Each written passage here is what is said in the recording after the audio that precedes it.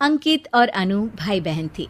माँ बाप के देहांत के बाद बड़ी बहन अनु ने दिन रात मेहनत करके अंकित की देखरेख की और उसे पढ़ा लिखा कर पैरों पर खड़ा किया था। दोनों भाई बहन खुशी खुशी रह रहे थे। एक दिन, दीदी मुझे जॉब मिल गई है। अरे वाह भैया, तेरी मेहनत सफल हुई। मेरी मेहनत नहीं दीदी, आपकी मेहनत। अगर पापा के निधन के बाद मेरी जिम्मेदारी आप न उठाती तो ये सब नहीं हो पाता। मेरी सफलता सिर्फ आपके बलिदान की वजह से है दीदी। कुछ महीनों बाद अंकित की शादी सीमा से हुई। सीमा बड़ी ही चालाकी से अनु से मीठा मीठा बोलकर घर का सारा काम करवा लेती थी और खुद अंकित के साथ घुमा फिरा करती थी। वैसे तो वो सिर्फ खाना बनाने का काम ही घर में करती थी, लेकिन अब उसे उससे भी छुटकारा चाहिए था। इसीलिए एक दिन, दीदी मेरे हाथ का खाना अंकित को पसंद नहीं आता, क्या आप खाना बना दोगी प्लीज? अरे हाँ हाँ जरूर। सीमा इस बात से मन ही मन बड़ा खुश होती है और अगले दिन के झाड़ू पोछे के काम से छुटकारा पाने के लिए एक और तरकीब लड़ाती है। हॉल में जोर जोर से कराहने लगती है। उसके कराहने की आवाज सुनकर अनु हॉल में भागती हुई आती है। क्या हुआ सीमा? दीदी लगता है मेरी कमर अकड़ गई है। वो क्या है ना, मुझे झाड़ू पोछा करने की आदत नहीं है ना। मेरी मम्मी पापा ने मुझसे कभी ये काम नहीं करवाया। अरे कोई बात नहीं, झाड़ू पोछा ही तो है, मैं कर लिया करूंगी। ऐसे ही धीरे धीरे सीमा ने घर के सारे कामों का बोझ अनु पर डाल दिया।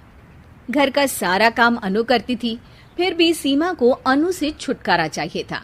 इसलिए एक दिन वो अंकित के ऑफिस से लौटने से ठीक पहले ढेर सारे कपड़े लेकर धोने का नाटक करने बैठ जाती है। अरे सीमा, इतने कपड़े? अब क्या करूं, अकेली पड़ जाती हूँ ना। अरे दीदी से मदद ले लेती। अच्छा, ताकि सारा जमाना कहे कि भाभी बड़ी ननद से काम करवा रही है। और वैसे भी दीदी ने तो साफ कह रखा है मुझे कि तुम आज जो भी हो सिर्फ उनकी वजह से हो, इसीलिए अगर उनके बनाए इस घर में रहना है तो काम करना ही पड़ेगा। ये सब सुनकर अंकित को बहुत गुस्सा आ गया।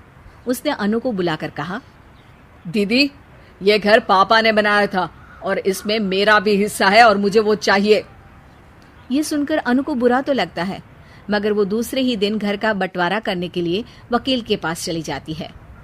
वहां से लौटते हुए अनु का एक्सीडेंट हो जाता है, जिससे वो दोनों पैरों से अपंग हो जाती है। अब मजबूरन उसकी पूरी देखरेख सीमा को करनी पड़ती है। एक दिन सारे कामों से थक कर सीमा अंकित से कहती है, अजी सुनते हो, अब मुझसे तुम्हारी ये बहन की सेवा ना होगी। अगर कल तक तुम इसका बंदोबस्त नहीं करते तो मैं घर छोड़कर चली जाऊंगी। अरे ये कैसी बातें कर रही हो? इस हालत में वो कहाँ जाएंगी? मैं कुछ नहीं जानती, बस यही चाहिए। अंकित अपनी बीवी की जिद के आगे हार मान लेता है और अनु को शेल्टर होम में छोड़ आता है। 3 महीने बाद, अजी सुनते हो, ये आपके लिए एक पार्सल आया है, ये लीजिए। अरे इसमें तो घड़ी है और एक चिट्ठी भी है। दिखाइए तो। अरे वाह, बड़ी ही सुंदर घड़ी है, लेकिन ये आपको भेजी किसने? पता नहीं, शायद चिट्ठी में कुछ लिखा हो। आशा करती हूँ ये घड़ी तुम्हें पसंद आएगी। रक्षाबंधन की बहुत शुभकामनाएं, तुम्हारी दीदी अनु। चिट्ठी पढ़कर अंकित की आंखें भर आती है। मैं दीदी को लेने जा रहा हूँ सीमा। अरे घड़ी भेज तो दी उन्होंने, अब क्यों जाना उनके पास? देखा सीमा, दीदी हमसे दूर जाकर भी हमारे बारे में ही सोचती है, और एक हम है जो उनकी सेवा से बचने के लिए उन्हें शेल्टर होम छोड़ा है। तुम्हारी बातों में आकर मुझसे ये क्या पाप हो गया। मैं जा रहा हूँ दीदी को लेने, और जब मैं वापस आऊँ ना। इतना कहकर अंकित अनु को लेने निकल जाता है। वहां पहुंचकर, दीदी मुझे माफ कर दो, मैं तुम्हें लेने आया हूँ। भाई आज तो राखी है, आज तो मैं मना कर भी नहीं सकती। दोनों घर पहुंचते हैं। अरे सीमा, तुम अभी तक यहीं हो? निकल जाओ इस घर से। अरे वाह अंकित, फिर वही गलती कर रहे हो तुम। सीमा, तुम कहीं नहीं जाओगी।